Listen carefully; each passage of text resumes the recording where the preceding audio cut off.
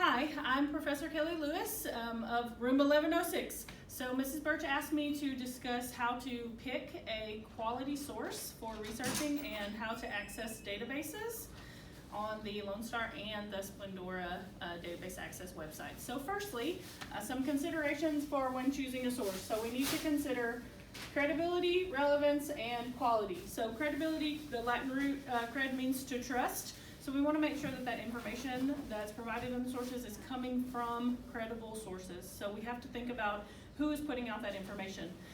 So we want to be careful. We don't want to just pull up whatever comes up first on the Google search because those companies are paying to be first. It's not that the information is the best. And we want to make sure that we are thinking about who can edit those pages. So for instance, Wikipedia, we want to stay away from a source like that because people can edit it. So who is putting out the information? For relevance, does it pertain to the topic at hand? If it doesn't, get out of there and don't waste your time.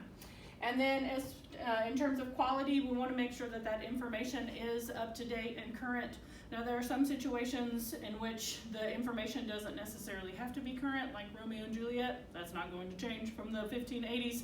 But when we're talking about research about medical advancements, we want to make sure that we are getting the most up-to-date current information. So in terms of web addresses, we want to try to stick with .orgs, .govs, .edus, and .mils, so that's military. Not as common, but it is there. So it doesn't necessarily mean that .coms and .nets are totally off limits, but again, we need to refer back to who's producing the information and how often is it updated. So for instance, the historychannel.com, that's a perfectly acceptable source. We just need to make sure that we know who's putting the information out there. So we always want to look down here by the copyright circle at the bottom of the pages so that we can get that ownership, who has ownership over the site. And usually we have a date range of copyright, but also on the pages we're looking for when it was updated or when it was uploaded, the content. The internet's a weird place. So in terms of how to access credible sources, we pay for access to the databases, which is a collection of sources that have already been verified for credibility. So I want to show you how to access the Splendora databases, and if you're in any dual credit classes, you have access to the Lone Star databases as well. So to access the Splendora databases, we start here at the home page. So if we go to the menu, click Schools, Splendora High School, and then from there, we're going to click on the Library tab, Splendora High School, and then the Ebsco. Here are our databases. So I'll show you how to use the Ebsco Reference Center. There are others. So you can sign into Google or our login credentials, SPHS, and then Wildcats 19. Mrs. Birch will provide you with these. So we're going to click Ebsco Host Web. And then here are the databases that are housed under that umbrella. So Academic Search Complete is easy to use. It's like your Google of databases. It has a little bit about everything. So for instance, we might want to search about basketball. So that garners 105,000 results. Well, that's too much. We don't have time for that. So I'll show you how to refine these searches here. So we always want to click full text so that we actually have access to the source. And then we can change it by date if we know the information that we want is 1987, or if we know it happened between 2000 and 2020, we can limit those search results that way. So even with a few years difference, we've already brought it down several thousand in results. We have source types. So if you know you want a magazine article, if you know you want an academic journal, we can add or we can omit some of these types of sources. So book reviews, those aren't very common in terms of using them for research. So a lot of times we can take those away and then that'll knock it down about 1,300 sources. So we can also refine by subject. If you know you want LeBron, if you know you want Michael Jordan, Kobe Bryant, etc., etc. If we know the publication title, or if we know the publisher, the language, or the industry. So there are a lot of methods as to how we can make this more manageable for us.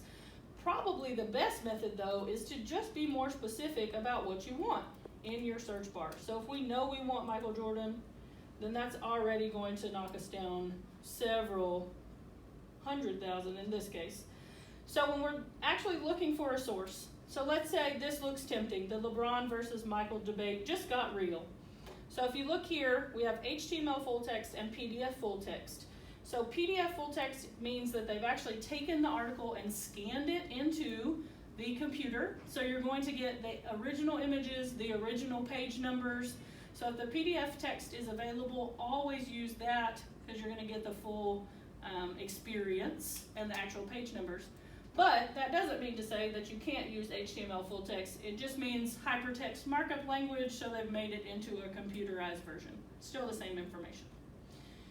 So once you click on a source, let's say that you want to use this, we have authors, keywords, all this citation type of information, and then here is the moneymaker. So this is called an abstract, and it's a summary of what's included in the article itself. So this is really a key to help you to cut down on time spent. So let's say that you read the abstract. If that article doesn't look like it's going to have what you need, get out of there, move on. If it does, then you can go into the actual piece. So when you're quoting, you're not quoting this because that's not the article.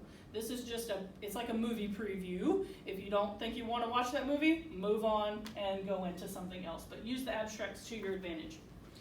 So let's say that you read the abstract and then you actually go into the article. Yes, I want to use that. So you have some options here on the side. You can save the article to your drive to print and annotate, which you should also always do. Add it to a folder, print it, email it to yourself. There is a Cite Tool here. So if you click it, it's a little yellow piece of paper, and this can help you. So make sure that you match the citation formatting that you're using. Most of us will be in MLA. So you can copy and paste from there, but be careful because it's not going to be formatted exactly like you need it to be. So you're still going to have to know what that citation should look like. So when we paste it into our source, we're going to have to make sure that we're indenting the way that we should and make sure that it's in the right font. See, right now this is not in Times New Roman. This should be double spaced. These two lines should be indented. So there are some tweaks, but it gives you the basic formatting that you would need to do. So that's a plus of the databases. So the suggestion, to use databases is prominent because these sources have already been verified as credible. We're not trying to sort through Google results that may be Joe Schmo's underground blog, and we're not sure if it's credible or not. So, in short, use the databases. It helps with refining those sources, credibility, relevance, quality, and make sure you know who's putting out the material and how often it has been updated. Thank you.